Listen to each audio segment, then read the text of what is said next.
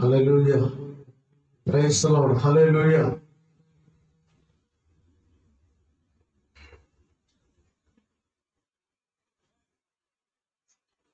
Sir చాలా మంచిది. యొక్క సమయంలో దేవుని యొక్క లేఖనాల నుండి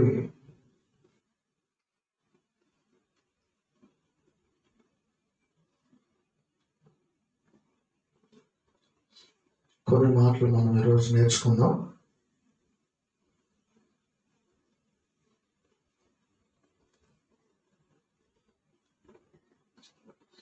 ఆ మాటలు ఏంటంటే, బైబిల్లో మనం కొన్ని విషయాలు ఆలోచిస్తూ ఉంటే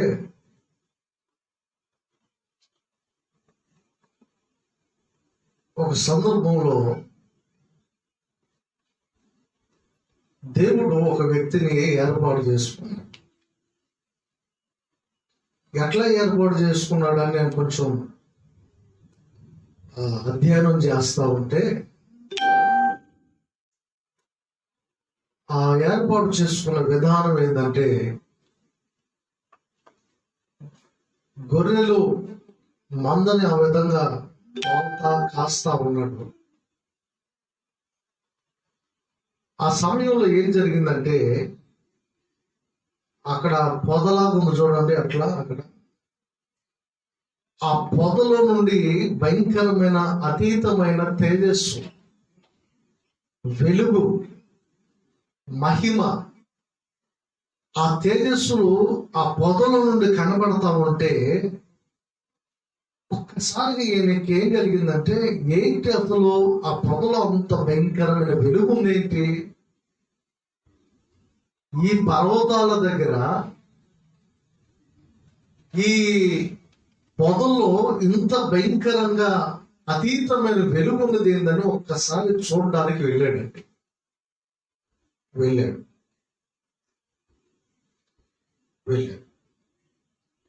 ఆశ్చర్యపడుతున్నాడు.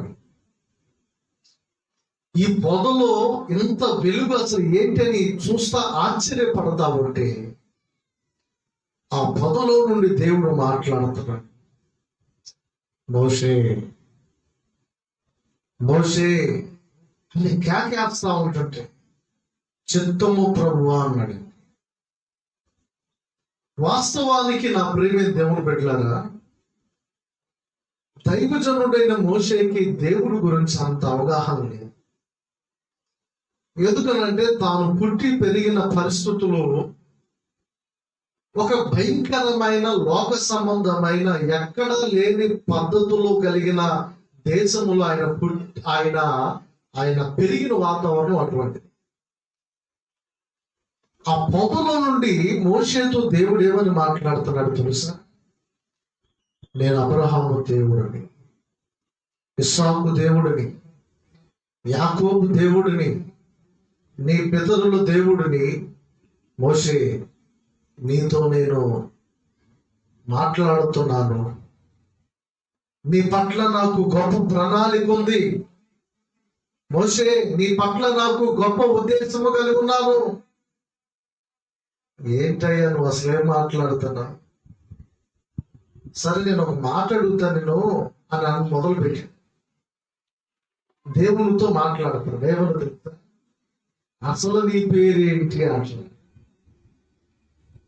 ఇప్పుడు దేవుడికి ఎప్పుడైనా సరే మనం కొన్ని సందర్భాల్లో అనేకమైన విధాలుగా పేర్లు పెట్టుకొని మనం ఉంటాం. ఆ పిల్లకాయలకి ఇద్దరికి కొంచెం గొడవ చేయకుండా కొంచెం చూసుకోండి. ఇద్దరు తిట్టుకుంటున్నారు. మనం ఏం చేసుకుంటామంటే రకరకాలుగా మనం దేవుని ఊహించుకుంటాం. కానీ దేవునికి ఉన్న అసలైన పేరు ఏంటంటే, నేనే ఆదియు నేనే అంతమునై ఉన్నాను అని ఆయనకి ఇంకంతే. అయ్యా నీ పేరేంటంటే, మోషే దేవుని అడిగితే దేవుడు ఏమంటున్నాడు తెలుసా? నేను ఉన్నవాడని అనువాడనై ఉన్నాను అని అంటున్నాడు. ఏమంటున్నాడమ్మా? నేను ఉన్నవాడని అనువాడని. సరే, బాగానే ఉంది. దేవుడు మోషేతో ఏమంటున్నాడు తెలుసా? చక్కగా ఏమంటున్నాడు తెలుసా అండి? మోషే, నా ప్రజలైన ఇశ్రాయేలీయుల ప్రజలు ఐగుప్తు దేశంలో బానిసత్వంలో వారు ఉన్నారు. బానిసపు బ్రతుకుల్లో వాళ్ళు జీవిస్తా ఉన్నారు. వాళ్ళు అక్కడ కుమిలి కృషించిపోతున్నారు. అక్కడ అనేకులు నాకు మొరపెడుతున్నారు. వారి మొర నా దగ్గరికి చేరింది. నేను నిన్ను ఏర్పాటు చేసుకున్నాను కనుక నువ్వు అర్జెంటుగా నువ్వు అక్కడికి వెళ్ళి నువ్వు వారిని ఐగుప్తు దేశములో నుండి నువ్వు బయటికి తీసుకొని రావాలనగానే ఈయనకి ఏం అర్థం కావట్లేదు. పిల్లల దేవుడు మన పట్ల ఉంచిన ప్రణాళికలు మనకు అర్థం కావాలి. దేవునికి స్తోత్రం కలుగును గాక. చెప్పండి హల్లెలూయా. దేవుడు మన పట్ల ఉద్దేశించిన ఉద్దేశాలు మనకు అసలు అర్థం కావు. ఆయన తలంచిన తలుపులు అస్సలు మనకు అర్థం కాదండి. రాబోయే తరాలకు కూడా ఆయన ఒక ఆలోచన ప్రణాళికలు వేసుకొని దేవుడు మనల్ని కొన్ని విషయాలు ఆయన సన్నిధికి పిలుచుకుంటాడు మనల్ని అన్నమాట. దేవునికి స్తోత్రం కలుగును గాక. గమనించండి, దైవజనుడైన మోషేని పిలుస్తుంటే అసలు ఆయనకి ఏం అర్థం కావట్లా. ఊరుకోండి అయ్యా, నాకు అసలు ఏమీ తెలియదు, నేను ఎటువంటి వాడినో తెలుసా అని ఈరోజు నేను చెప్పే టాపిక్ ఆ మాటను ఒకసారి మనం చదువుకుందాము. నిర్గమాకాండం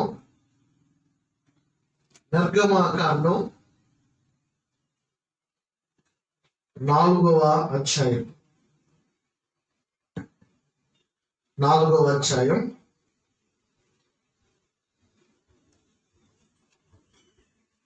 10వ వాక్యాన్ని మనం చదువుకుందాం. 10వ వాక్యాన్ని చూడనమ్మా.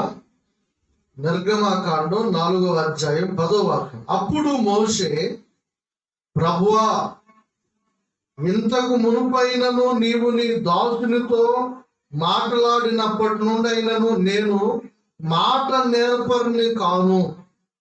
నా నోటి మాంద్యము నాలుక మాంద్యము గలవాడనని యెహోవాతో చెప్పగా. ఏమని చదువుతున్నాడమ్మా? మీకు వినపడుతుందా? తలకాయలు ఎవరు కింద పెట్టుకోవచ్చు, నాకు అల్లే చూడండి. ఎందుకంటే నన్ను మోసం చేద్దాం.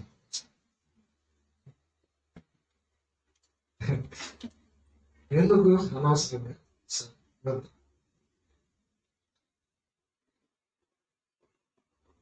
ఏమంటున్నాడు దేవునితో? నీ దాసునితో మాట్లాడినప్పటి నుండి నేను మాట నేర్పరిని కాదు. ఏమంటున్నాడు? మాట నేర్పరి. కొంతమంది మాట్లాడుతుంటే వాళ్ళు అసలు వాడు మాటలతో బతికేస్తాడేమో అనిపించిందండి. ఆ మాటలతో బతికే వాళ్ళు ఎట్లా తయారవుతారంటే మేస్తులుగా అయిపోతారు.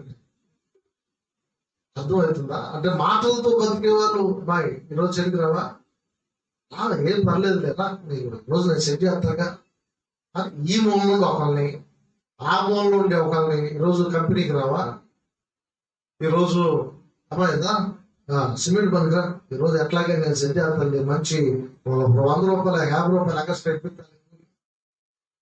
అంటే ఆ మాటల నేర్పరితో, ఆ మాటల తనముతోనే ఏం చేస్తారంటే వాళ్ళ యొక్క జీవిత విధానంలో వాళ్ళు ఎదిగిపోతారంటే.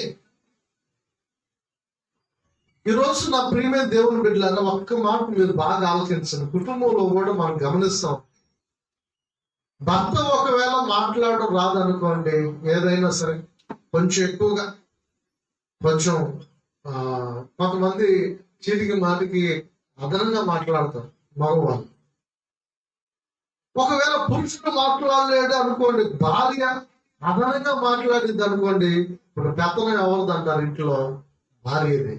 అవునా? వేరే కారణం ఏంటంటే 1-2 మాటలు అదనంగా మాట్లాడాను అని అర్థం.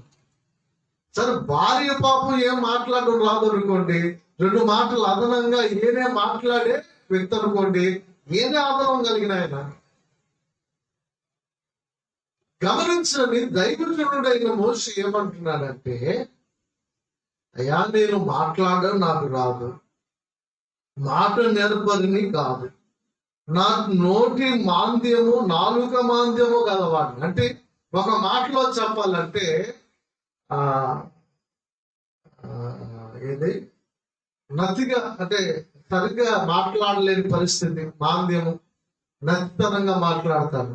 అసలు ఏమి ఇప్పుడు సపోజ్ నేను ఉన్నానండి, మా అమ్మ ఒక రోజు ఏమన్నా, అరే కొట్టుకెళ్ళి నువ్వేం చేస్తావంటే బెండకాయలు తీసుకురా, బెండకాయలు అనుకుంటే ఎక్కడికి, కూరగాయల మార్కెట్ దగ్గర.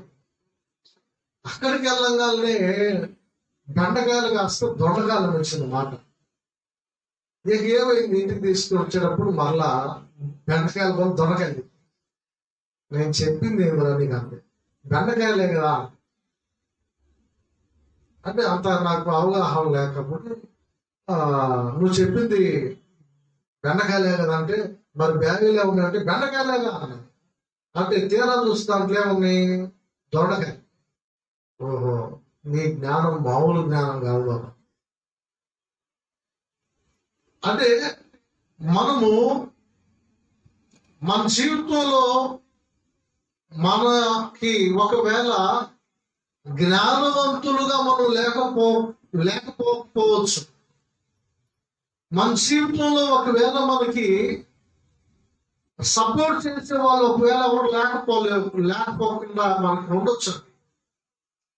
మన జీవితంలో మనం ఎదగలేకపోవడానికి ఒకవేళ ఎవరు కూడా మనకి సహకారం చేసి ఉండలేకపోవచ్చు. మనలో ఒక టాలెంట్ అనేది ఒకవేళ లేకపోవచ్చు. నీకు ఏమీ లేకపోయినా సరే, ఈరోజు నేను చెప్పదలుచుకున్న మాట ఏంటంటే, దేవుడితో మోషే ఏమంటున్నాడంటే, అయ్యా నాకు అస్సలు మాట్లాడడం రాదయ్యా, నత్తి కలిగిగా నేను మాట్లాడదా, నాకు అథారిటీ చేసే అధికారంగా నేను నలుగురిని నడిపించే నాయకత్వపు లక్షణాలు నా దగ్గర లేవు. మరి ఇటువంటి వ్యక్తిని నువ్వు ఎన్నుకొని పిలుచుకుంటానంటున్నావు, ఇటువంటి వ్యక్తిని నన్ను నువ్వు ఏర్పాటు చేసుకుని ఉంటాను, అనవసరం కాదు నువ్వు ఇంకోళ్ళు చూసుకెళ్ళాలి. హల్లెలూయా. ఎవరి దేవుడు ఒక ప్రణాళిక ఏర్పాటు చేసుకుంటే నీ పట్ల, ఆయన నీతో ఆ ప్రణాళిక చెయ్యాలనుకుంటాను, కానీ ఇంకోటి చూసుకోడండి. హల్లెలూయా. చూద్దామా, చెప్పండి గట్టిగా, హల్లెలూయా. దేవుడు నీ పట్ల కొన్ని ప్రణాళికలు ఏర్పాటు చేసుకుంటాడు. నీ కుటుంబం పట్ల, నీ పట్ల దేవుడు ఒక ప్రణాళికలు ఏర్పాటు చేసుకుంటాడు. దాన్ని ఎప్పుడు కూడా ఆయన మర్చిపోడు అనమాట. దేవునికి స్తోత్రం చూద్దామా. మా నాన్న చదువుకునేటప్పుడు, మీకు చెప్పాను, మా నాన్న చదువుకునేటప్పుడు ఎప్పుడో సేవకుల పట్ల వాళ్ళ చిన్న ప్లేట్లు కడుగుతా, ఒక పక్కన స్కూల్కి వెళ్తా, వాళ్ళ బట్టలు దుగుతా, ఒక పక్కన మళ్ళా స్కూల్కి వెళ్తా, గ్రౌండ్ లో ఉన్న తోట మొక్కలకి అన్నిటికీ సాయంత్రం ఉదయాన్ని నీళ్లు పోస్తా, సేవకులకి ఎంతో పరిచయం చేశాడు. ఎప్పుడయ్యా అంటే 30 సంవత్సరాల క్రితం. అయితే దేవుడు ఆయన మా నాన్న సేవ చేయాలని ఇంట్రెస్ట్ కలిగి, అయ్యా నేను సేవకు వస్తాను అని ఒక మాట చెప్పాలని కూడా చెప్పినా కూడా వాళ్ళు అంతగా పట్టించుకునే వాళ్ళు ఎవరు లేరు ఆ రోజు. తీసుకోవాలి సేవ చేయడం. ఎందుకంటే సేవ చేయాలంటే మంచి మంచి డిగ్రీలు ఉండాలి, చదువులు ఉండాలి, పెద్ద పేరు ఉండాలి, లేదా ధనం ఉండాలని చెప్పేవాళ్ళే. కానీ దేవుని కొరకు నమ్మకంగా నువ్వు సేవ చేస్తే దేవుడు నిన్ను ఆశీర్వదిస్తాడు, అభివృద్ధి పరుస్తాడు అని చెప్పేవాళ్ళు లేరు ఆ రోజుల్లో. కానీ దేవుడు ప్రణాళిక 30 కాదు 40 సంవత్సరాలు అయినా సరే ఆయన నిర్ణయం మార్చుకోడండి. మరలా ఏం చేస్తాడు? 30-40 సంవత్సరాల తర్వాత దేవుడు మరలా జ్ఞాపకం తెచ్చుకోవాలి. ఈరోజు నేను సేవ చేస్తున్నానంటే నా గొప్పతనం అని కాదు. అనేది నా గురించి ప్రార్థన చేస్తూ ఉంటారు మా తల్లిదండ్రులు, మీరు ప్రార్థన చేస్తారు. ఒకనొక సమయంలో నేను సేవ చేయలేకపోతున్నానే, సేవ చేయలేదే అని మా నాన్నగారు బాధపడ్డారు. కానీ ఈరోజు దేవుని సేవ చేయడానికి, అంటే మా నాన్నగారు పాస్టర్ గారు కాదు కదా, తర్వాత ఎప్పుడుకో కొన్ని సంవత్సరాల తర్వాత దేవుడు మా కుటుంబాన్ని పట్టుకొని, మా కుటుంబంలో సేవకులు అనబడుతున్న వాళ్ళు ఎవరు లేకపోయినా ఇంటికి పెద్దవాడుగా ఉన్న నన్ను దేవుడు ఏర్పాటు చేసుకొని కొంచెం దేవుని మాటలు మీకు చెప్పడానికి దేవుడు సహాయం చేసి ఉన్నాడంటే నాలో గొప్పతనం ఏది కూడా లేదు. నాలో ఏ అతిశయించడానికి గల కారణం ఏది లేదు. కేవలం దేవుడు మనకేమిస్తాడంటే తన ఉచితమైన కృపిస్తాడండి. హల్లెలూయా చూద్దారా? ఇది నాకే కాదు సుమా, మీ అందరికీ కూడా దేవుడు హక్కు. ఆ ఉన్నతమైన ప్రణాళికను దేవుడు ఉంచుతాడు. కానీ మనమే కొన్ని సందర్భాలు ఏం చేస్తామంటే ఆ ప్రణాళికలను మనం ఏం చేస్తాం తెలుసా? పాడు చేసేసుకుంటాం అన్నమాట.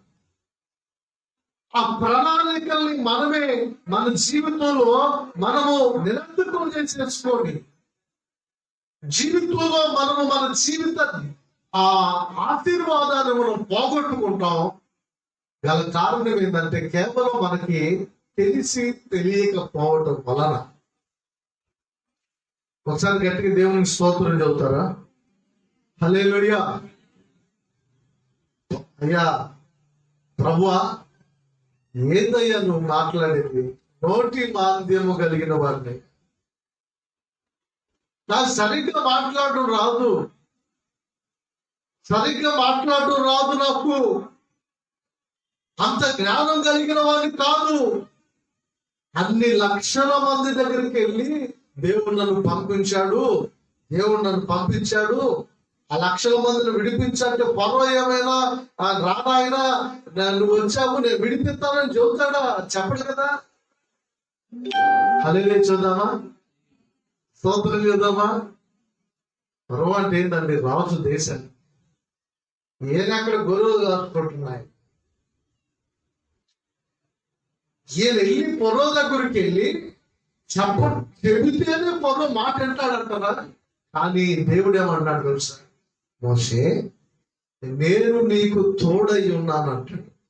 దేవునికి స్తోత్రం చెప్పండి, అందరు గట్టిగా స్తోత్రం చెప్పండి. హల్లెలూయా.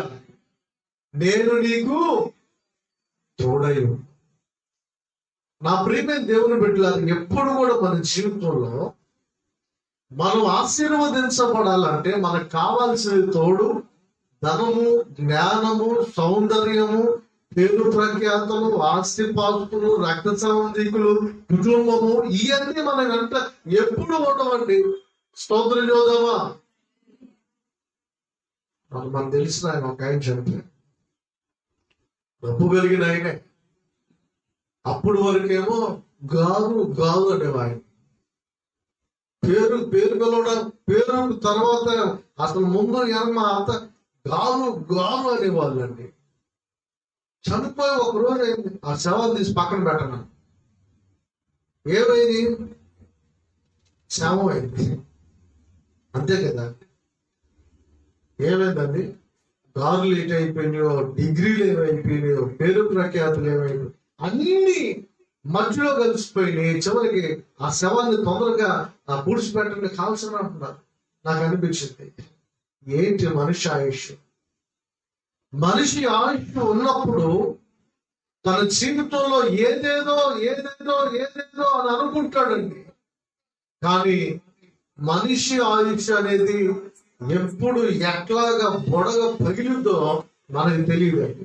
అందుకనే నేనేమంటున్నానంటే, మనము దేవుని దగ్గర బ్రతికున్నంత కాలం, దేవుని దగ్గర మనం నిలిచి ఉన్నంత కాలం పాపం మన మీద పెద్దలు చలాయించింది.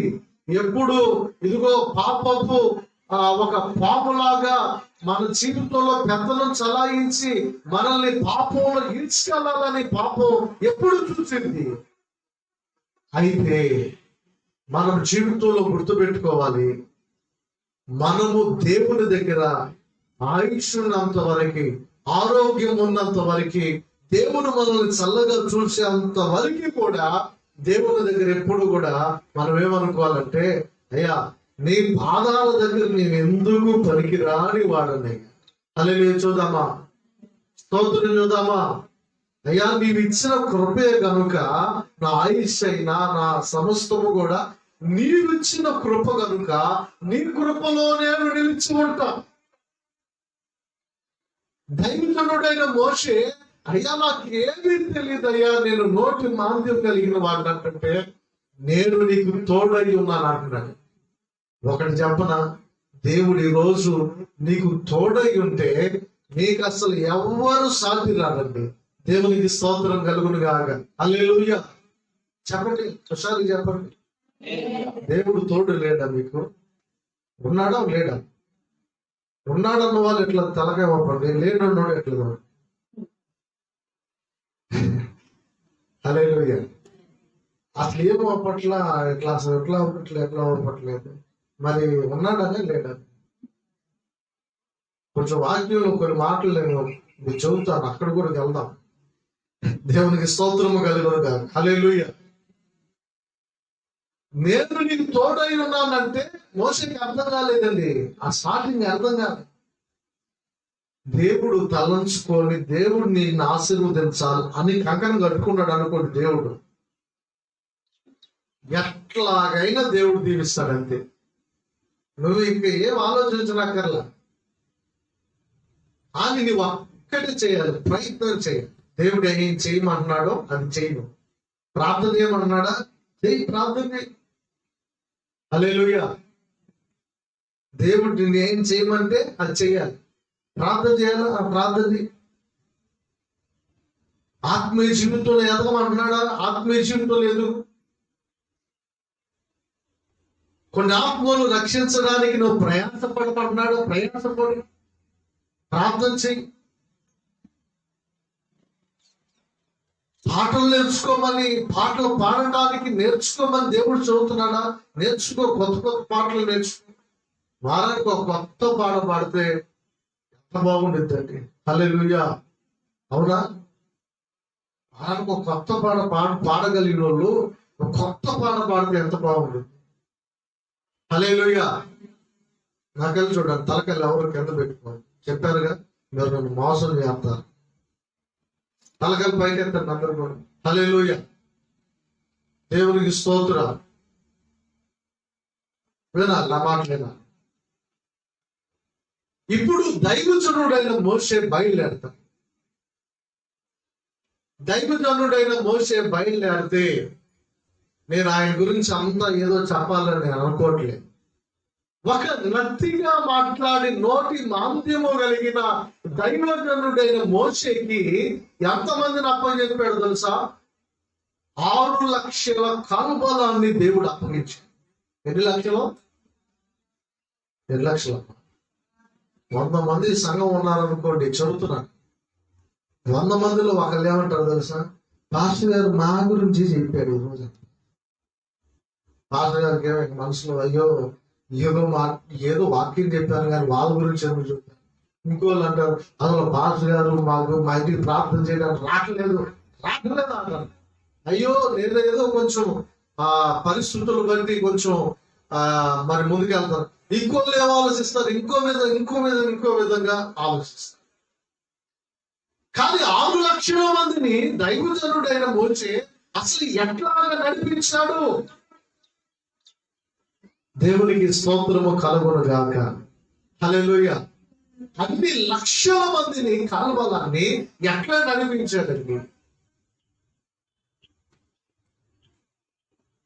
నోటి మాంద్యం అన్నాడు ఫస్ట్, కానీ ఎట్లా నడిపించాడు? గల కారణం ఎందుకు తెలుసా? నీకు కావాల్సింది బ్యాక్గ్రౌండ్ కాదు, నీకు కావాల్సింది ఎవరి సపోర్ట్ కావద్దు, దేవుడి వెనకమాల నీకు తోడై ఉంటే చాలు. హల్లెలూయా చూద్దామా? దేవుడు నాకు తోడై ఉన్నాడని చెప్పండి. ఆయన పోతాడండి, ఆయన సన్నిధిలో మనం ఉన్నాం. దేవుడు తోడై ఉన్నాడని చెప్పమంటే మా అబ్బాయి కానీ సిల్లాకి పెట్టలేదు అంటే ఈ మధ్య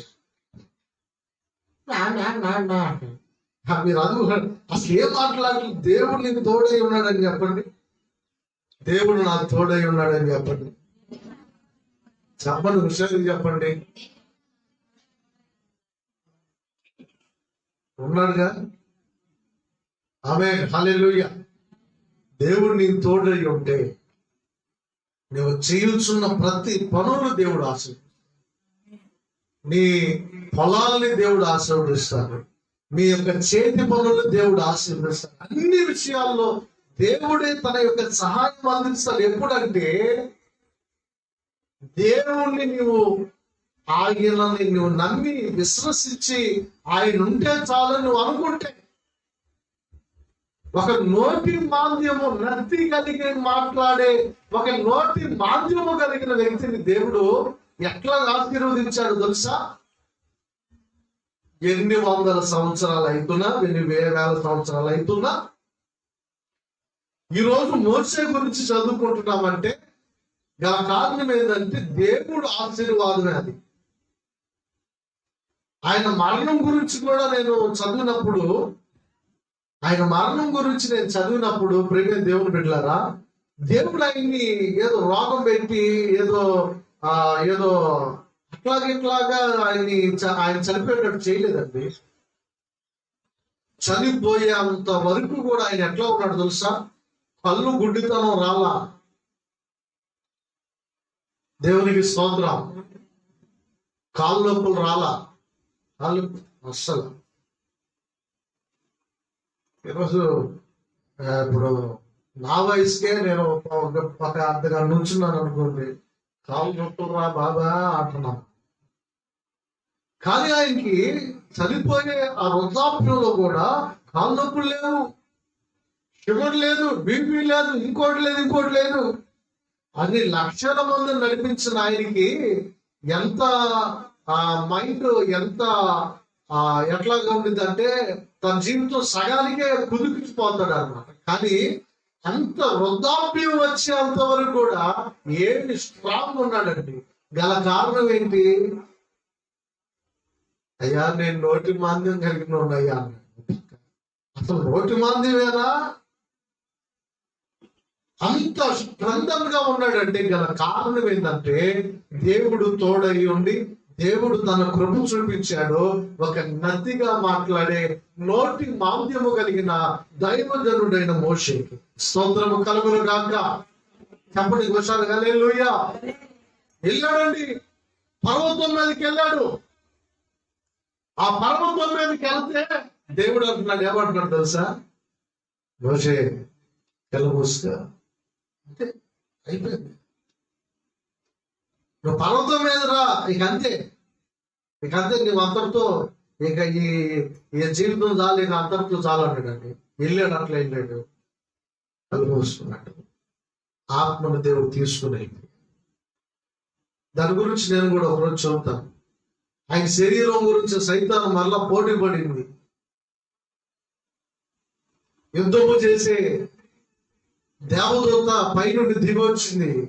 ఆయన శరీరం దగ్గర కూడా పోట్లాడాలి. ప్రియులారా, నేను ఆ టాపిక్ నేను తర్వాత చెప్తాను. కానీ ఈరోజు నేను చెప్పదలుచుకున్న విషయం సబ్జెక్ట్ ఏంటంటే, నత్తి కలిగిన ఒక నోటి మాంద్యము కలిగిన మాట్లాడలేని ఒక వ్యక్తిని దేవుడు ఏర్పాటు చేసుకొని దేవుడు ఎంత ఆశీర్వదించాడో ఒక్కసారి మీరు ఆలోచించండి. గల కారణం ఏంటంటే, మోషే దేవుని దగ్గర ఎట్లా ఉన్నాడు తెలుసా? దేవుడు ఏమి చెబితే అది చేస్తాడు. ఎప్పుడు కొండ మీదకి వెళ్ళి ప్రార్థన చేస్తా ఉంటాడండి, దేవునితో మాట్లాడుతూ ఉంటాడు. హల్లెలూయా. మన రోజంతా ఎంత దేవునితో మాట్లాడుతున్నాం, ప్రార్థన చేస్తున్నాం.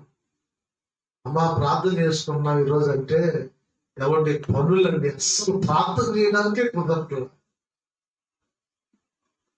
అమ్మ, నువ్వు దేవుని వాక్యం చదువుకున్నావా? ప్రార్థన చేసుకున్నావా? ఈరోజు ప్రార్థన చేసుకున్నావా? ప్రార్థన అంటే ఏంటి? మనం మోకరించి మోకాల్లోని దేవునితో మాట్లాడడం కదా. దేవునితో నువ్వు మాట్లాడుతా, దేవునితో నీ యొక్క సమస్యలు చెప్పుకుంటా ఉంటే నీ యొక్క దేవుడు నీ యొక్క ప్రార్థన చేసుకున్న ఆ పరిస్థితులు, ఆ మోకరించే విధానంలోని దేవునికి ఆశీర్వాదాలు కలుగు చేస్తాడు, దీవెన కలుగు చేస్తాడు, ప్రశాంతంగా ఉండిద్దండి దేవునితో గడిపితే. మరి అటువంటిది నువ్వు దేవునితో ఎంతసేపు గడుపుతున్నావు? మధ్యలో దైవజనుడు నేను మోసే నా వల్ల కాదని వదిలిపెట్టి వెళ్ళిపోలా. ప్రాణం పోయేంత వరకు, ముసలి వృద్ధాప్యం వచ్చేంత వరకు కూడా నాయకుడుగా అట్లాగే ఉన్నాడంటే గల కారణం ఏంటంటే ఆయన నమ్మకంతో, ఆయన విశ్వాసం అండి. హల్లెలూయా చెబుతారా? కానీ ఏమంటున్నాడు? నేను నోటి మాంద్యము కలిగి నత్తితనం కలిగే ఒక నోటి మాంద్యము కలిగిన వ్యక్తి దేవుని కొరకు అంత నిలబడ్డాడు. హల్లెలూయా చూద్దామా? ఈరోజు నువ్వు ఎట్లా నిలబడ్డా? ఎవరికైనా నత్తి ఉందా? నత్తి ఎవరికైనా ఉందా? ఏం లేదు. దేవుడు మనకి మంచి స్వరం ఇచ్చాడు. అవునా కాదా? దేవుడు మనకి మంచి స్వరం ఇచ్చాడు. మా ఊర్లో ఇక్కడ ఆయనకి బ్రెయిన్ స్ట్రోక్ లాగా వచ్చింది. అప్పటి వరకు మంచి ఎంప్లాయ్, ఎవరినైనా కమాండ్ చేస్తాడండి. వందనాలని చెప్పడానికి ఎట్లా చూస్తుంటారు సార్? అంటే నాకు బాధ అనిపించింది. నాకు కనిపించినప్పుడు ఇట్లా ఇట్లా వందనాలని మామూలుగా చదువుతారు కదా, ఆయన నత్తితనంగా మాట్లాడుతుంటే ఇంత ఇదే బాధ అనిపించింది. కానీ దేవుడు నీకు మంచి ఆరోగ్యం ఇచ్చాడు కదా. నువ్వు మంచి ఆరోగ్యం ఇచ్చినప్పుడు దేవుని మనసారా స్తుతించమ్మా, మనసారా దేవుని ప్రార్థన చేయి, దేవునికి నువ్వు మొరపెట్టు, దేవుని మనసారా నువ్వు ప్రేమించు, దేవునికి ఇష్టమైన బిడ్డగా జీవించు. దేవుని తోడై ఉంటాడు. హల్లెలూయా. అవన్నీ ఏం చేయకుండా దేవుడు ఎట్లా ఉంటాడు? నీ ఆత్మల తోడు. దేవుడిని తోడై ఉంటే ఆయన అన్ని విషయాలు దేవుడు దీవిస్తాడు, ఆశీర్వదిస్తాడు. గట్టిగా విశ్వసించి ఆమేన్ చెప్పండి. ఆమేన్. హల్లెలూయా. మోషే ఎప్పుడు కొండపైకి వెళ్ళి ప్రార్థన చేస్తానే ఉంటాడు. నీ ముఖం ఒకసారి నేను చూస్తానంటే, మోషే నువ్వు చచ్చిపోతావు, అసలు ఆ పని చేయొద్దు అంటాడు దేవుడు. కాదు కదా నేను చూడాలంటాడు. అంటే ఎంత అనుబంధం, ఎంత దేవుడికి మోషే గారికి ఉంటున్న ఆ అనుబంధం ఉంటే వాళ్ళిద్దరు అట్లా మాట్లాడుకుంటారండి. స్నేహితుడితో మాట్లాడినట్టు మాట్లాడుతున్నాను. ఈరోజు నీకు ఏమి చేత కాకపోవచ్చు, నీ జీవితంలో నీకేమి నీకు అసలు నీ దగ్గర ₹1 లేకపోవచ్చు. కానీ దేవుని దగ్గర నమ్మకం ఉండు చాలు, దేవుని నాశనం. హల్లెలూయా. హల్లెలూయా. నీకు ఒకవేళ వెనకమాల బ్యాక్గ్రౌండ్ లేకపోవచ్చు, సపోర్ట్ చేసే వాళ్ళు ఎవ్వరూ లేకపోవచ్చు, ఆర్థికంగా నీకు చేయూతనిచ్చే వాళ్ళు ఎవరు లేకపోవచ్చు, కానీ అన్నిటికన్నా మించి యేసయ్య నీ కుటుంబానికి నీకు తోడుగా ఉంటే దేవుడు ఇంకా చాలు దేవుడిని ఆశీర్వదిస్తాడు. గట్టిగా ఆమేన్ చెబుతారా? హల్లెలూయా. హల్లెలూయా. బైబిల్లో నేను ఇంకో విషయాన్ని నేను చెబుతాను. చదువుదామా? మార్కు సువార్త, బైబిల్లో మార్కు సువార్త 7వ అధ్యాయం. మార్కు సువార్త 7వ అధ్యాయం 32వ వాక్యాన్ని నేను చదువుతాను. ఒక్కసారి మీరు అందరూ కూడా వినండి. తలకల పైకెత్తి నకలు చూడండి. ప్రోత్సాహం చూడట్లేదు, వింటున్నారా? నేను చదువుతాను, చూడండి.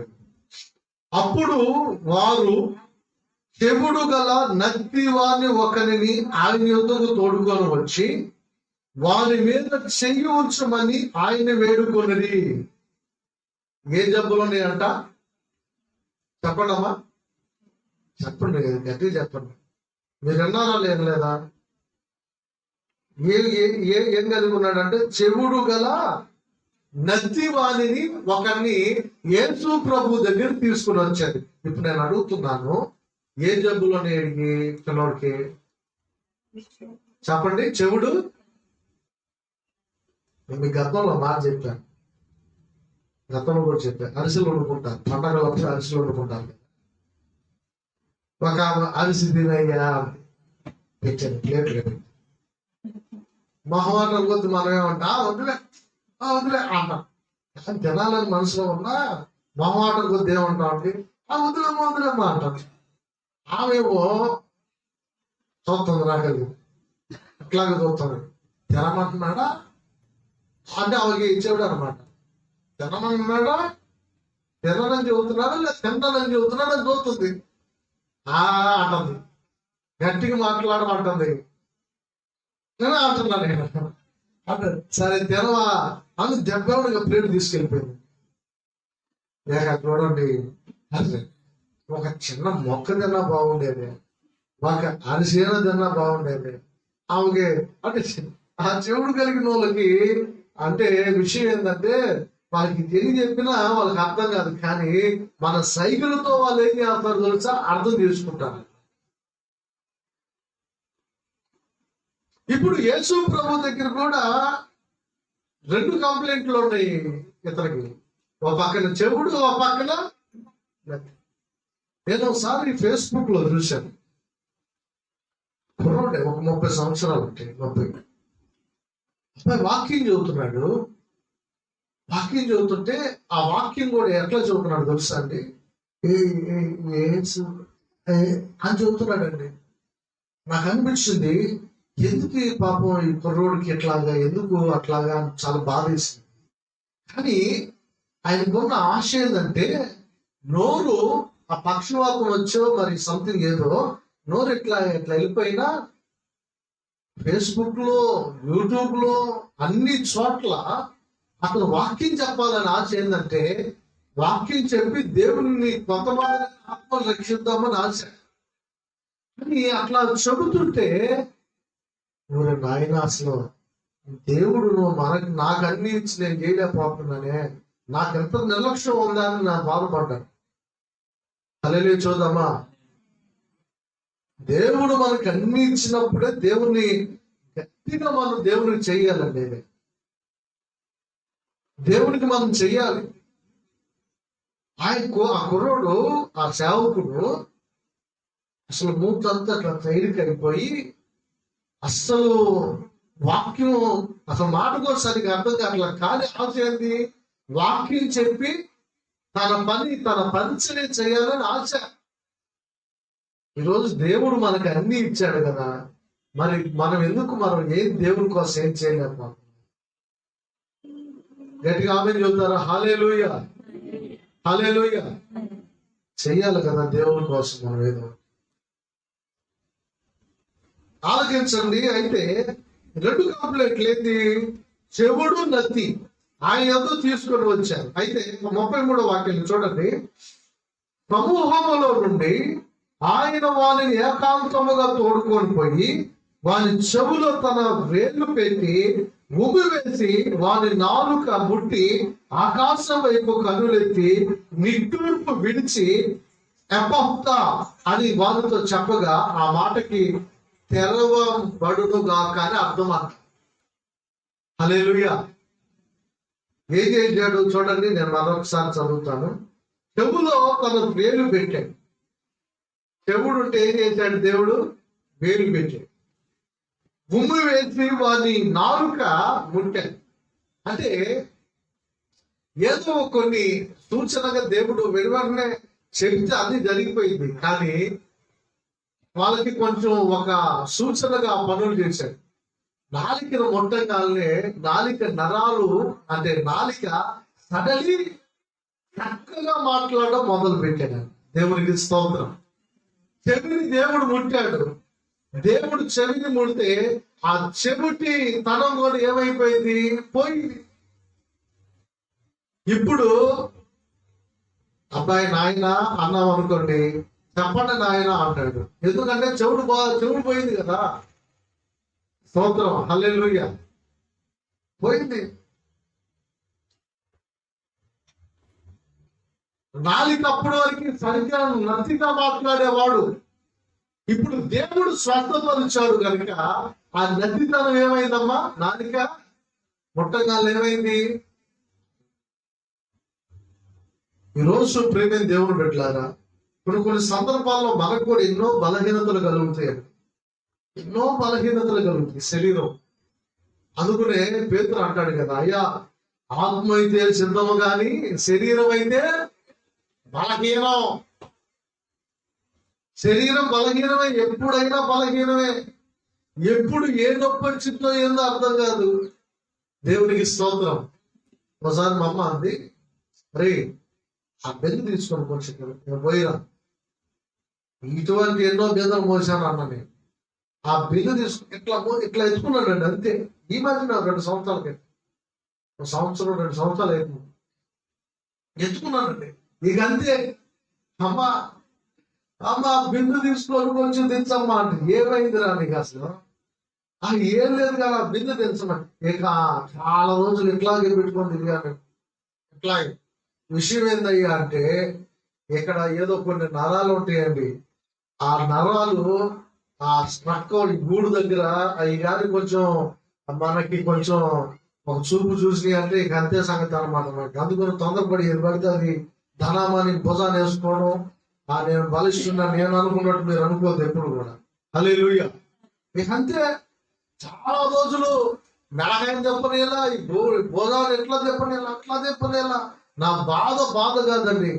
రోజు ఆయింట్మెంట్లు పూసి, ఏ సురక్కం పూసి అన్ని చేసిన తగ్గదే. దేవునికి స్తోత్రం. ఇట్లా లాభం లేదని ఒకరోజు గట్టిగా దేవుడిని అడిగాను, ప్రార్థన చేసాయా బండి నడపాలన్నా ఇబ్బంది పడుతుంది, ఎక్కడికైనా వెళ్ళాలన్నా ఇంటికి వెళ్ళాలన్నా ఇట్లా పెట్టుకొని వెళ్తున్నాను, ఈ భుజం బాధ తప్పించిన ఆయన అని ప్రార్థన చేసుకుంటే దేవుడు కృపను బట్టి దేవుడు ముట్టి స్వస్థపరిచాడు. హల్లెలూయా. అంటే ఎందుకు చదువుతున్నానంటే, దేవుడు ఆరోగ్యం ఇచ్చే దేవుడు, దేవుడు స్వస్థపరిచే దేవుడు, దేవుడు తన కృపలో దాచుకునే దేవుడు. ఈరోజు మనకి ఎన్నో బలహీనతలు, అనారోగ్య పరిస్థితులు వచ్చినప్పుడు మనం కలవరపడాల్సినంత అవసరం లేదు. మన పిల్లలకైనా, మనకైనా, మన ఇంటి యజమానులకైనా, పెద్దవాళ్ళకైనా, ఎవరికైనా సరే. వైద్య సదుపాయం ఉందనుకోండి, చూపించండి. కానీ పరమ వైద్యుడు దేవుడు ఉన్నాడు. ఆయన మనకి మంచి ఆరోగ్యం ఇచ్చి స్వస్థపరిచి దేవుడు ఆరోగ్యముతో మనల్ని నింపుతారు. గట్టిగా ఆమేన్ చెబుతారా? హల్లెలూయా, హల్లెలూయా. ఏ బలహీనతలైనా మీరు అధైర్యపడవద్దు. ఆ నత్తి వాడిని, ఆ చెవిటి వాడిని దేవుడు చెయ్యి చాపి ఆ విధంగా ముట్టి బాగు చేశాడు కదా. ఈరోజు మనకుంటున్న బలహీనతల్ని, మనకుంటున్న రోగాలని దేవుడు ఎందుకు ఆయన ముట్టి స్వస్థపరిచి ఆరోగ్యం ఇవ్వడం? ఆరోగ్యం ఆయన ఖచ్చితంగా ఇస్తాడు. హల్లెలూయా చూద్దారా? దేవుని నామానికి మహిమ కలుగును గాక. చీకటిలోనే నున్నప్పుడు నీ వెలుగు నాపై ఉదయించెను. చీకటిలోనే నున్నప్పుడు నీ వెలుగు నాపై ఉదయించెను. నీతోనే నేను నడవాలని, నీ వలనే నేను మారాలని, నీతోనే నేను నడవాలని, నీ వలనే నేను మారాలని, పరిశుద్ధాత్మ అభిషేకముతో నన్ను నింపుచున్నావు నీ రాకడకై నిరంతరం నీతోనే జీవించాలనే ఆశనం నీల బ్రతికించు చున్నది. హల్లెలూయా. దేవుని నామానికి మహిమ కలుగును గాక. ఆ నత్తి మోగ వ్యక్తిని దేవుడు స్వస్థపరిచాడు. ఈరోజు నీకు ఎటువంటి బలహీనతలున్నా ప్రభు తన అమూల్యమైన బాహువుని చాపి దేవుడు నీకు స్వస్థపరచును గాక. చెప్పండి, ఆమె చెప్పండి. ఆరోగ్యమిచ్చును గాక. తన రక్తాన్ని ప్రోక్షించి నీకు తన యొక్క స్వస్థతని, గాయపడిన హస్తముల్లో ఉంటున్న ఆ స్వస్థతని దేవుడు కలుగు చేయను గాక. ఆమేన్. హల్లెలూయా. సరే, ఇంకో మాటలోనికి వెళ్ళిపోతాం. ఇంకో మాట ఏంటంటే, ఒక ఆయన పాస్టర్ ఆయన మరి నలుగురికి 4 మాటలు చెబుతాడు. మాటలు చెప్పాలంటే అనేకులు ఆయన మాటలు వింటారు. కానీ పిల్లలు లేరండి. ఎవరు లేరు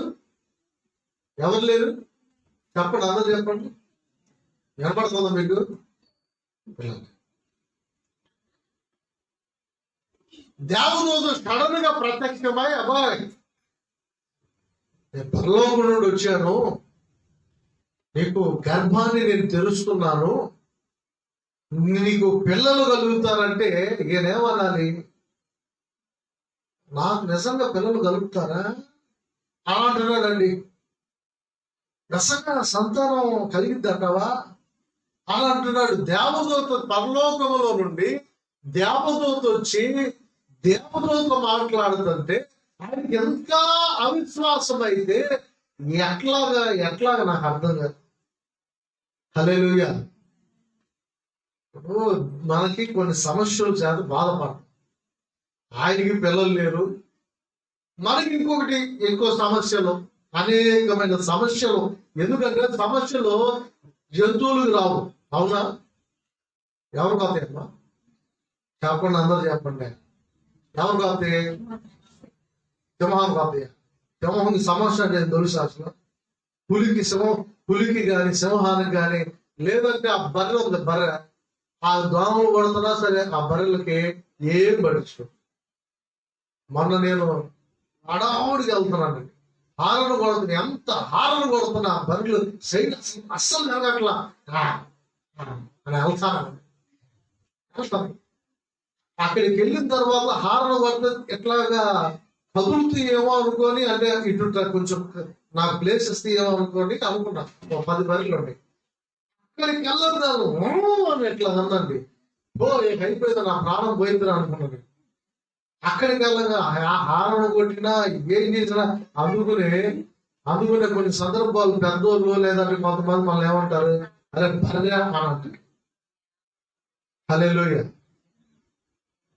కొన్నిసార్లు సందర్భాలు అమ్మ నాన్న అరే బర్రె అనేవాళ్ళు, అరే గేదె, అరే బర్రె అంటే అమ్మ వినండి అంటే వారికి అంత జ్ఞానము తెలియదు. అయితే గమనించండి, ఈ యొక్క జకర్యా దేవుని సన్నిధిలో మరి ఎంతో ఉపన్యాసాలు, ధూపం వేస్తా, ఎంతో ప్రార్థన చేస్తా, ఎన్నెన్నో చేస్తా ఉంటా. దేవుడు మాట్లాడుతూ ఉంటే అసలు ఆయనకి విశ్వాసం లేదు, చలనం లేదు, ఏమి లేదు. అసలు చివరికి ఎట్లా ఉన్నాడంటే అసలు నిజంగా దేవుడు చేస్తాడా అన్నట్లు ఉన్నాడు. అంటే కొన్ని సందర్భాలు వాక్యం అయితే మనం బాగా వింటాం, కానీ మన జీవితంలో కొన్ని సందర్భాలు వాటిని మన జీవితంలో అన్వయించుకోవాలంటే చాలా కష్టంగా ఉండిద్ది. దేవుడే తన దూతను పంపించి, ఇదిగో నీ సమస్యను తీరుస్తానంటే, అబ్బే ఆ సమస్య నిజంగా పోయింది అంటావా? నా ఆలోచన. పిల్లలు నా మాటలు ఒక్కసారి ఆలోచించు.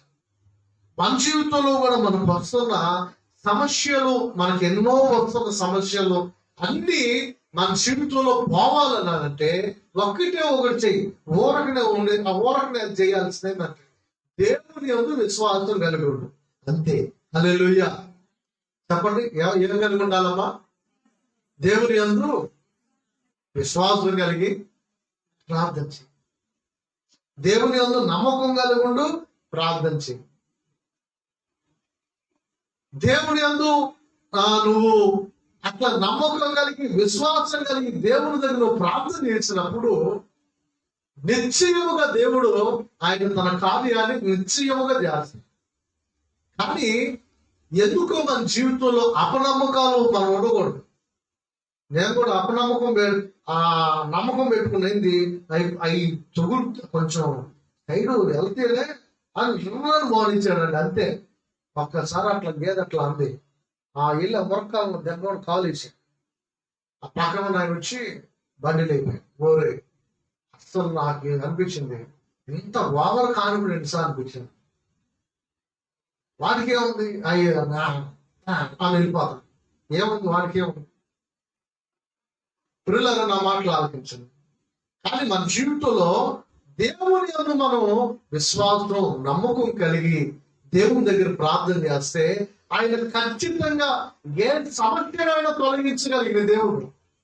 అయితే ఇక్కడ ఒక విషయాన్ని నేను చెప్పి ఇంతటితో నేను ముగిస్తాను. అమ్మ వినండి, ఎవరు మాట్లాడు. విషయం ఏంటంటే, సరే నీకు పిల్లలు పుట్టేంత వరకు కూడా నీవు మోడైపోతావని దేవతలు చెప్పిందండి. అంతే. పాస్టర్ గారు వాక్యం చెబుతారేమో అని జనాలు చూస్తున్నారు. కానీ పాస్టర్ గారు అమ్మటి నోటి అమ్మటి పాట పాడదాం అన్నాడు. వాక్యం చెప్పట్లా, ప్రార్థన చేయట్లా, ఏం చేయట్లా. ఏమైంది నోరయ్యా అంటే, దేవుడు కొంతకాలం నీకు విశ్వాసం కొంచెం బాగా స్టాండర్డ్ అవ్వాలి బాబు, నీకు కొంచెం నమ్మకం కుదరాలని దేవుడు ఏం చేశాడంటే మోగవాడిగా చేసేసాడంట. ఆ మాటలు చదువుదామా? లోకాసు వర్తమానము 1వ అధ్యాయం. లోకాసు వర్తమానము 1వ అధ్యాయం వినండమ్మా. 1వ అధ్యాయం 18వ వాక్యంలో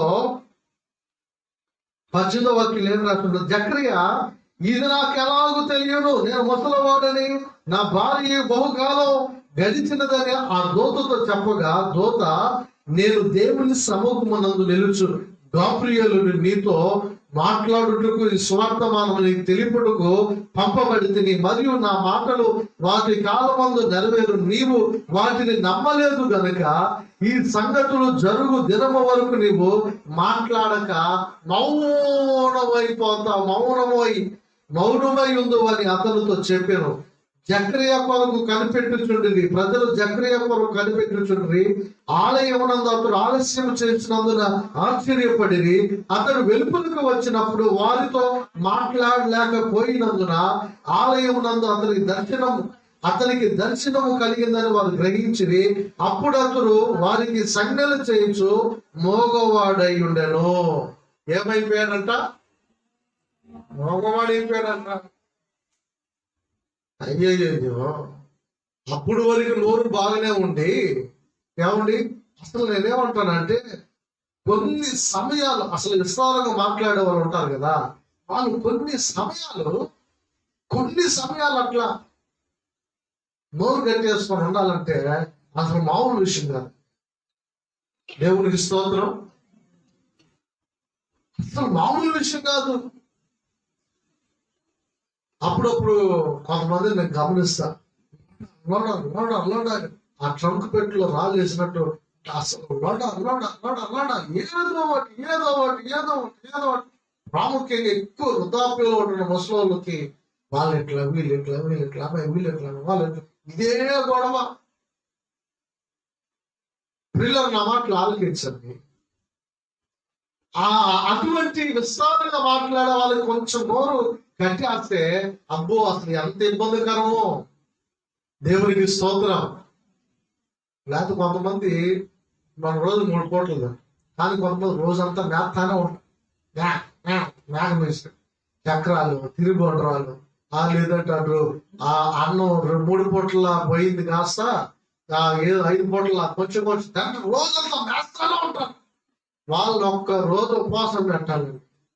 వాళ్ళ నోరు అసలు ఎట్లా ఉంటుందంటే అస్సలు ఇక వాళ్ళు పెద్ద గంగాలం చేసి ఆ ఒక రోజు ఉపవాసం ఉంచి తినమ్మా అన్నారు. గంగాలమైన దెబ్బడ ఖాళీ చేసి పెట్టారు.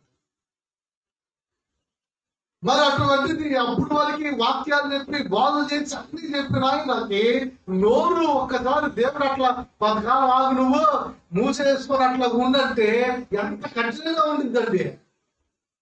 దేవునికి స్తోత్రం. అవును కదా, చాలా ఇబ్బందికరంగానే ఉండింది. హల్లెలూయా. సింగర్స్ ఉన్నారు, మంచిగా పాటలు పాడతారు కొంతమంది. నేను ఒకసారి ఇప్పుడు ఎక్కడో ప్రాంతంలో నేను సింగర్ని, నా పేరు సింగర్ పలానా పేరు, నువ్వు పాట పాడడానికి అవకాశం అన్నాడు. ప్రాంతంలో టీవీ రాజు పంపించాడు ఒక ఆయన. సరే సింగర్ అన్నాడు కదా అని మైకించి పాడమని చెప్పానండి. పాడమంటే నీకు ఎంచుకున్నాడు అంటున్నాడు. ఇక వాళ్ళందరూ కూర్చున్న వాళ్ళందరూ కూడా ఏమన్నా అసలు ఆయన కొంచెం అసలు ఆయనకి ఎందుకు ఇచ్చారు పైగా పాడి పాడి పాడి పాడి నేను గంట ప్రసంగం చేస్తా, ఆయన గంట పాడతానే ఉన్నాడండి. ఆ మైక్ నీకు లాభం లేదని ఎవరు పిల్లలు వెళ్ళి లాక్కున్నారు ఆయన చేతులు.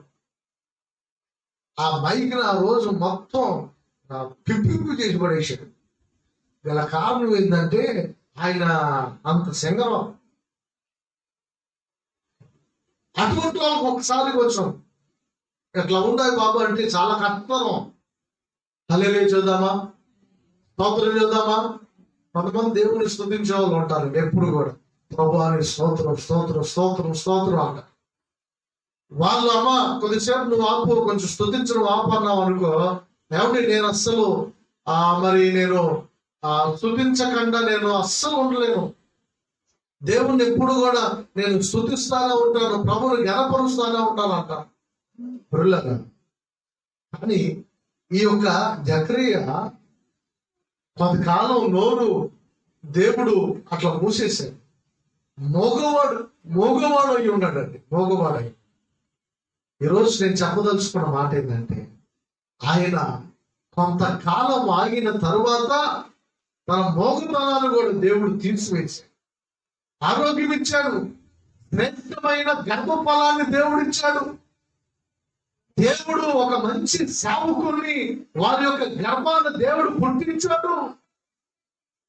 కానీ నేను చెప్పదలుచుకున్న ఒక విషయం ఏంటంటే, ఆ కొంతకాలం మోగతనముగా ఉన్న ఆ వ్యక్తి, ఆ యొక్క జకర్యాని ఆ మోగతనం కూడా దేవుడు విడిపించి మరలా పో ప్రసంగాలు చేయపో, పాటలు పాడుకో, ఆత్మల్ని సంపాదించుకో అని పంపించాడు.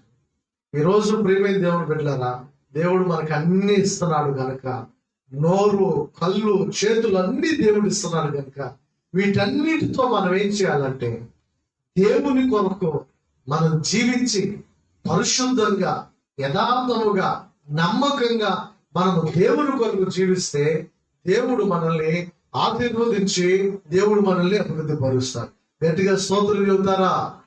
హల్లెలూయా. ఒక నత్తి వాడిని వాడుకున్న దేవుడు నిన్ను దేవుడు ఎందుకు వాడుకో? దేవుడు నిన్నెందుకు ఆయన ఆశీర్వదించు? నీకెందుకు దేవుడు తోడుగా ఉండడు? నిన్నెందుకు దేవుడు అభివృద్ధి పరచడన్న ఒక విషయాన్ని మీరు ఆలోచించినట్లయితే నిశ్చయముగా దేవుడు ఆయన్ని ఆశీర్వదిస్తాడు. ఉన్నతమైన మేలులతో ప్రభు నింపుతాడు. ఆమేన్. గట్టిగా ఆమేన్ చెబుతారా? ఆమేన్. కళ్ళు మూసుకొని చిన్న ప్రార్థన చేసుకోండి. కళ్ళు మూసుకోండి, చిన్న ప్రార్థన మనం చేసుకోండి. హల్లెలూయా. స్తోత్రం స్తోత్రం నాయన. దయచేసి అందరూ కూడా కళ్ళు మూసుకొని చిన్న ప్రార్థన చేసుకోండి. హల్లెలూయా హల్లెలూయా హల్లెలూయా.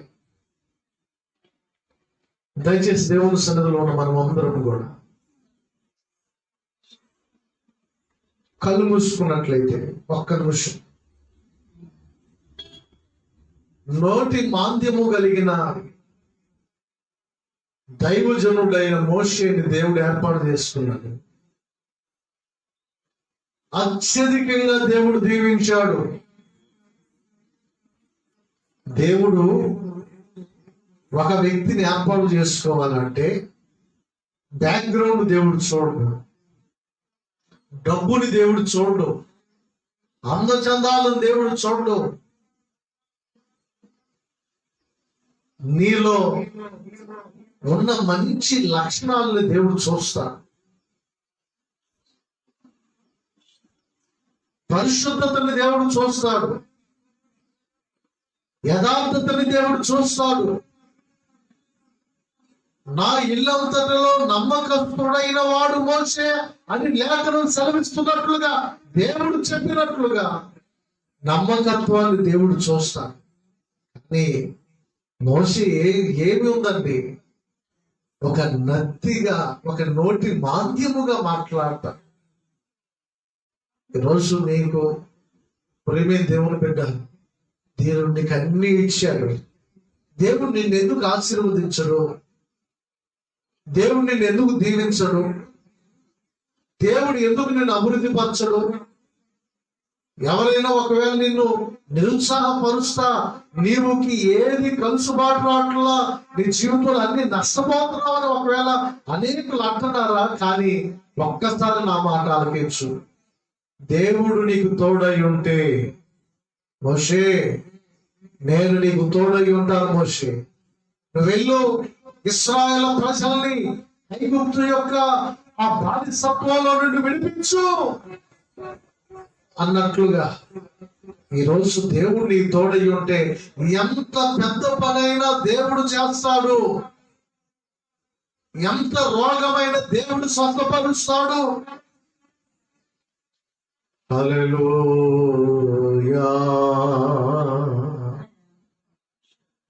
హల్లెలూయా,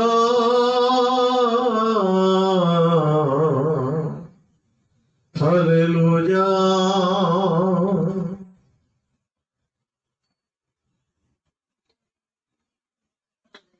యేసయ్యా, ప్రైజ్ ది లార్డ్. హల్లెలూయా. ఈ ఆరాధనలో, పాటల్లో దేవుడు మహిమ పొందినందుకు గట్టిగా స్తోత్రం చెల్లిద్దాం. సాక్ష్యాలలో మహిమ పొందినందుకే స్తోత్రం చెల్లిద్దాం. తన దాసులను నిలబెట్టి నీతో నాతో మాట్లాడిన ప్రతి మాటలు బట్టి దేవునికి స్తోత్రం చెల్లిద్దాం. తన దాసులను నిలబెట్టి ఇంకా అనేకమైన మాటలు ప్రభు మాట్లాడినట్లు స్తోత్రం చెల్లిద్దాం. స్తోత్రం, స్తోత్రం, స్తోత్రం, స్తోత్రం, స్తోత్రం, స్తోత్రం. ప్రేమ కలిగిన తల్లి, నమ్మదగిన దేవానికి స్తోత్రం అయ్యా. ఈ ఆరాధనలో మీరు మాట్లాడిన మాటలు బట్టి మీ స్తోత్రం. నోటి మాంద్యము కలిగిన దైవజనుడని మోషే నువ్వు ఏర్పాటు చేసుకున్నావు. నాకు అసలు ఏమీ రాదని చెప్పిన ఒక వ్యక్తిని నువ్వు ఏర్పాటు చేసుకొని మీరు గొప్పగా ఆశీర్వదించిన దేవుడు అయ్యా. ఈరోజు ఒక్కసారి మా బిడ్డలందరినీ మీరు జ్ఞప్తికి తెచ్చుకోండి. ఈ లైవ్ చూస్తున్న బిడ్డలు కూడా మీరు జ్ఞప్తికి తెచ్చుకోండి. అందరినీ మీరు జ్ఞప్తికి తెచ్చుకోండి అయ్యా. మీరు తోడై ఉండి అన్ని విషయాలు ఆశీర్వదించమని ప్రార్థిస్తున్నాం. నీకు వందనాలయ్యా. ఇదిగో చెవుడు నత్తి కలిగిన వ్యక్తిని మీరు నీ హస్తమును చాపి స్వస్థపరిచావయ్యా. ఈ ఆరాధనలో ఎవరైతే నాయన రోగ వ్యాధి చేత బాధపడుతున్నారో అయ్యా, ఇదిగో ఈ లైవ్ చూస్తున్న బిడ్డల్లో ఎవరైతే అనారోగ్య బలహీనతలో ఉన్నారో వారందరినీ కూడా మీరు స్వస్థపరచమని, ఆరోగ్యముతో నింపమని ప్రార్థిస్తున్నాను. తండ్రి నీకు స్తోత్రము నాయన. వారి యొక్క వ్యాధులన్నీ కూడా మీ నామములో తొలగించమని, స్వస్థపరచమని ప్రార్థిస్తున్నాను. అయ్యా నీకు వందనాలు. అనేకమైన సమస్యలు, అనేకమైన ఇబ్బందులు అయ్యా, అన్నిటికీ పరిష్కారము నీవేనని అయ్యా తండ్రి మీరు మాతో మాట్లాడారు. చక్రియ తనకున్న అవిశ్వాసాన్ని బట్టి, అపనమ్మకాన్ని బట్టి కొంతకాలము నాయన తన మోగబోయినట్లుగా తన నోరు నేను చదువుతున్నాను నాయన. మా జీవితంలో ఏ విషయాల్లో అవిశ్వాసం ఉండకూడదు, అపనమ్మకాలు ఉండకూడదు ప్రభువా. నీ పట్ల మేము 100% విశ్వాసము కలిగి మేము జీవించినట్లుగా సహాయం అందించండియ్యా. తండ్రి నీకు వందనాలు, యేసయ్యా నీకు వందనాలు, స్తోత్రములయ్యా. ఏ విధము చేతనైనా యొక్క ఆరాధన ప్రారంభం నుండి చివరి వరకు నడిపించిన విధానం బట్టి మీ స్తోత్రములు చెల్లించు అయ్యా. ఇదిగో వాక్యం చెప్పిన మీ సేవకులు మమ్మల్ని అయ్యా ఇంకా మీరు వాడుకోండి, మమ్మల్ని బలపరచండి అయ్యా. తండ్రి మా నోటికి నాయన నీ నోరు నీ యొక్క మాట ఉంచమని ప్రార్థిస్తున్నాము నాయన. ఆనాడు నాయన యెరెమీయాతో మీరు మాట్లాడుతున్నారయ్యా. ఇదిగో నీ నోటికి నా నోరు, నా మాటలు నీ నోట ఉంచుతామంటున్నావు నాయన. తండ్రి నీకు స్తోత్రము నాయన. మేము ఎక్కడ ప్రసంగించినా, మా బిడ్డలు ఎక్కడ దేవుని మాటలు ఎవరికి చెప్పినా సరే వారి నోటికి నీ మాటలు ఉంచండి. తండ్రి నీకు స్తోత్రము నాయన. ఈ ఆరాధన అంతా కూడా మహిమకరంగా జరిపించారు.